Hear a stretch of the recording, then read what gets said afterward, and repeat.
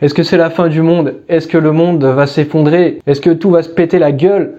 Ça paraît pessimiste. Mais peut-être que oui, et peut-être qu'on assiste à la fin d'un monde et le début d'un nouveau. Parce qu'il peut y avoir de l'espoir aussi. Mais vers quoi on va se diriger? Qu'est-ce qui peut se passer? On va voir dans cette vidéo qu'il y a quand même des signes de fin des temps, entre guillemets. Nous, on va faire de l'économie. On va pas faire des prévisions à la Nostradamus. Dans cette vidéo, je vais vous présenter plein de petits indices qui semblent nous indiquer, en tout cas, qu'on assiste à un changement de paradigme, qu'on pourrait abandonner nos monnaies actuelles pour aller vers de la crypto. Mais c'est pas forcément ce que vous croyez. Bon, tu connais, je vais y aller avec mon Bitcoin, avec mon couteau, et je vais découper les infos pour te les présenter sur un plateau. J'investis dans les cryptos pour être riche dans le futur, paire de couilles dans le futal, ainsi soit-il, mon Bitcoin et mon couteau.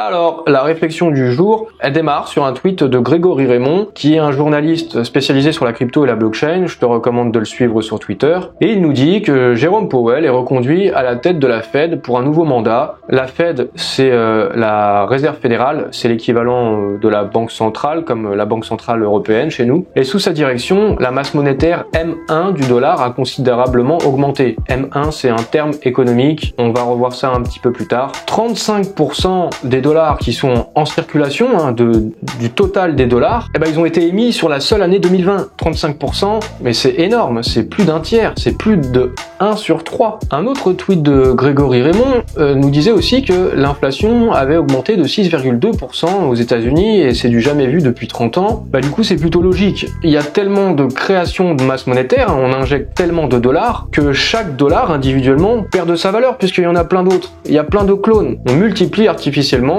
on crée de nouveaux dollars de toutes pièces, c'est juste du papier, et en faisant ça, ça provoque de l'inflation. Et à ce sujet, il y a David Marcus, le mec qui est responsable chez Facebook de nos vies, pas de nos vies à nous, même si Facebook c'est quand même assez intrusif, attention à vos données personnelles, mais non, de Novi, N-O-V-I, qui est donc le portefeuille crypto que Facebook, que Meta maintenant, si vous avez suivi l'actualité, évidemment, on appelle ça Meta maintenant, que Facebook est en train de mettre en place. Et qu'est-ce qu'il nous dit, David Marcus?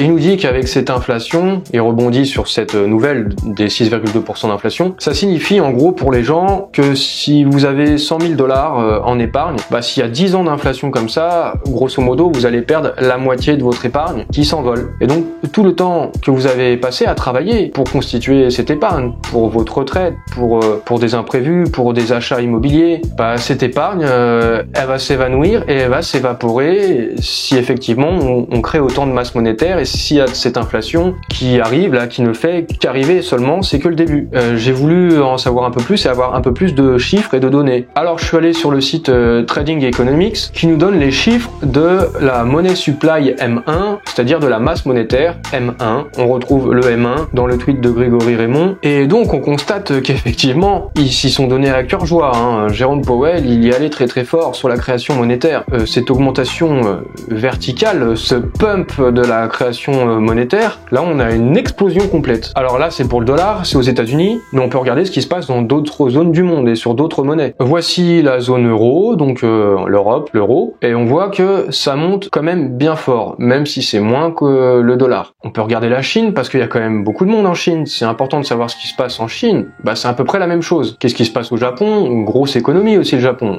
Pareil, ça monte bien, même si c'est pas bien, c'est pas très bien. En Inde, il y a beaucoup de monde en Inde aussi. L'Inde et la Chine, c'est quand même la moitié des habitants de cette planète. Donc ça commence à concerner beaucoup de monde. C'est pareil, ça part en haut. Et du coup, je me suis dit, je vais regarder le Venezuela, un pays qui est très très concerné par l'inflation. Qu'est-ce qui s'est passé chez eux? Bim!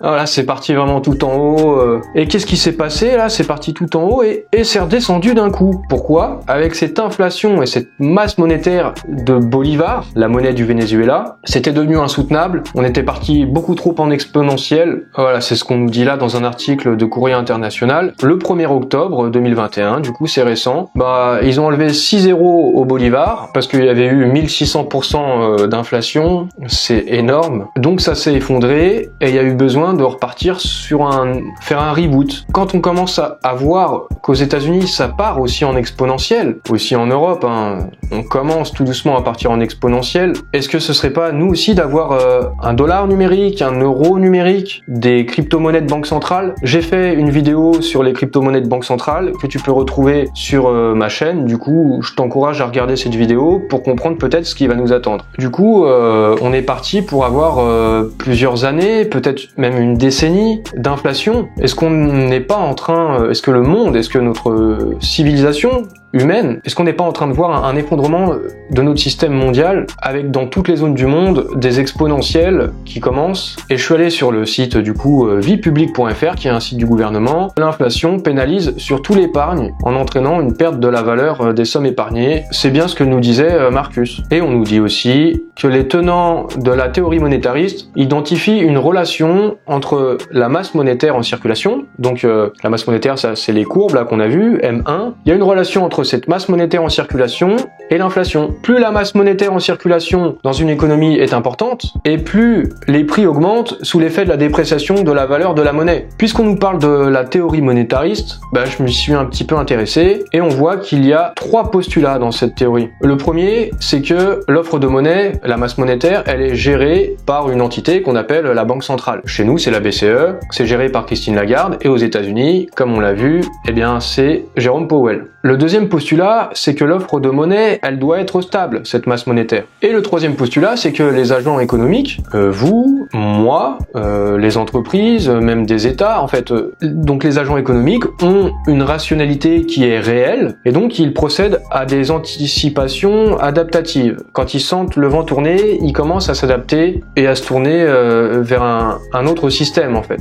Donc on peut se dire, est-ce qu'il n'y a pas déjà des agents économiques qui commencent à faire des anticipations adaptatives en se tournant vers des cryptos, vers du bitcoin ou des crypto-monnaies de banque centrale comme le yuan numérique en Chine ou la banque centrale qui prépare le crypto-euro par exemple. Ça c'est peut-être déjà les premiers signes des anticipations adaptatives. Alors le sujet de la vidéo c'est est-ce qu'on n'assiste pas du coup à un effondrement? On nous a parlé au moment de la crise d'un ancien monde et d'un nouveau monde. Quand on a cette lecture là, on commence à se dire que peut-être qu'on va effectivement vers un nouveau système monétaire. Je vais prendre un exemple puisqu'on part du principe que peut-être qu'on est en train de vivre un effondrement. C'est le postulat de cette vidéo, c'est peut-être pas le cas, peut-être que toutes ces courbes, ça va peut-être bien se passer, peut-être qu'il y aura pas d'inflation et que tout ira bien, mais peut-être pas. Du coup, autant essayer de faire partie de ces premiers agents économiques qui anticipent et dans ces cas-là qui s'adaptent pour s'adapter au mieux. Mais on va faire du coup un parallèle entre ce qui s'est passé avec l'Empire romain et ce qui est peut-être en train de se passer là actuellement chez nous.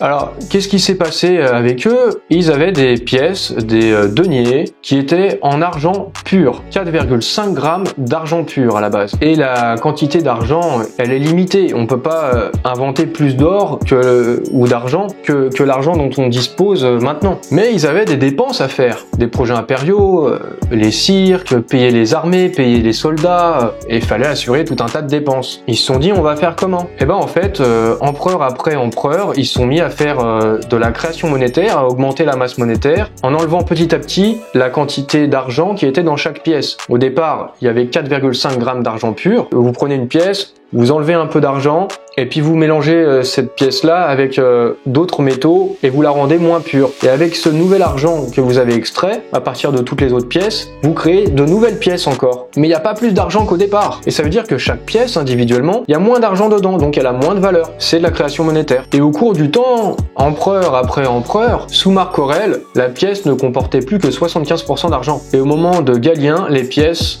contenaient à peine 5% d'argent. Ce qui a entraîné une inflation galopante dans tout l'Empire, mais par exemple les soldats exigeaient des salaires de plus en plus élevés parce qu'ils étaient pas cons et ils ont bien constaté que dans les pièces il y avait de moins en moins d'argent. Et là on nous dit la brillance de la pièce s'estompait rapidement et révélait la mauvaise qualité de l'intérieur. Donc au bout d'un moment ça se voyait quoi, tout le monde pouvait le constater. Et du coup ça a entraîné des crises et l'Empire s'est effondré et s'est cassé la gueule. C'était la débandade, guerre civile, etc. Pour revenir sur sur le troisième postulat de la théorie monétariste, sur ces agents économiques qui sont rationnels et qui du coup procèdent à des anticipations adaptatives, on peut peut-être voir quelques adaptations, quelques anticipations adaptatives quand on voit par exemple que le Panama s'intéresse au fait de légaliser le Bitcoin, mais pas seulement, et d'autres crypto-monnaies comme l'Ethereum ou le GLD. En Colombie, il y a un sénateur colombien, il est arrivé en deuxième position à la dernière présidentielle colombienne et il souhaiterait que la Colombie suive l'exemple du Salvador,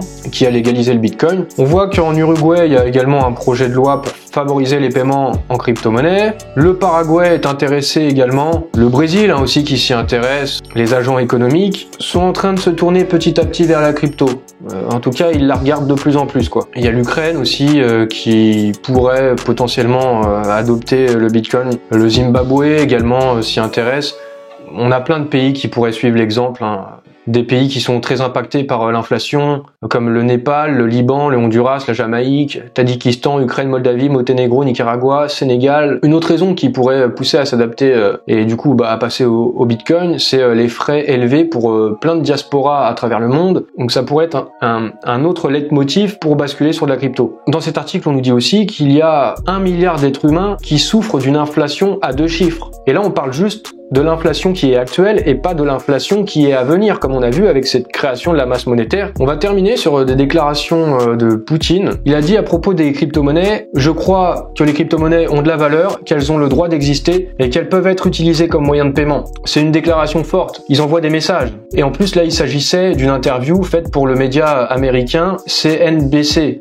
Donc, est-ce qu'il envoie un message aux États-Unis? Aujourd'hui, on achète et on vend du pétrole en dollars. Et il a été posé la question de l'utilisation des crypto-monnaies pour faire des paiements, du commerce, de la vente, de l'achat de pétrole entre les nations. Poutine a répondu qu'il était trop tôt pour en parler, que les crypto-monnaies pouvaient être bien sûr utilisées pour payer, mais qu'à l'heure actuelle, elles restent très instables. Il a quand même dit qu'elles étaient parfaites pour transférer des fonds d'un endroit à l'autre de la planète. Il a dit oui, sur ce point c'est intéressant, mais pour faire du commerce international, et en plus sur des commerces sensibles de ressources énergétiques. Pourquoi c'est sensible? Parce que si on n'a pas d'énergie, on peut pas fonctionner, et notre société elle peut pas fonctionner sans énergie, donc il faut pas prendre de risques. Pour lui, à son avis, c'est encore trop tôt, c'est prématuré pour en parler. Mais quand tu dis que c'est trop tôt, tu commences à dire qu'en fait c'est possible. Et le message qui peut être envoyé aux États-Unis, c'est ok, on continue d'utiliser votre dollar pour l'instant, mais le vent va tourner, parce que les agents économiques s'adaptent par anticipation, parce qu'ils sont rationnels. Poutine a rajouté, sur une note positive pour le Bitcoin et l'espace crypto, il a dit que tout se développe et qu'un jour, ce sera peut-être aussi un moyen d'accumulation, une réserve de valeur telle que l'or. Bon, t'as vu, c'est pas non plus tout à fait la fin du monde, mais c'est peut-être effectivement le début d'un nouveau. Il y a des choses qui sont en train de changer et vaut mieux les comprendre tout de suite, comprendre ce qui se passe, pour faire partie de ces agents économiques qui vont pouvoir faire des anticipations et s'adapter plutôt que de subir la situation. Moi, j'essaie de comprendre, j'essaie de décortiquer, je me fais des réflexions, je les partage avec toi, j'ai pas forcément raison, mais si je peux participer un petit peu à l'augmentation du savoir, parce que le savoir est une arme, c'est cliché mais c'est vrai, je serais très, très contente de t'aider. Et pour continuer d'apprendre, abonne-toi à ma chaîne, hop, tu cliques, tu likes, tu partages, tu commentes, voilà.